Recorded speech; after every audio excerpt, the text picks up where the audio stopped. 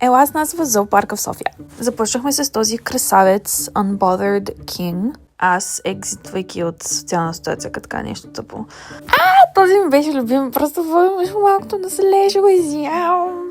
А тя най-вероятно ще изяде мен. Фън факт, тази змия се казва Пухчо и разбирам. Тук явно навлязохме в някаква семейна драма. А тук пък на събиранката.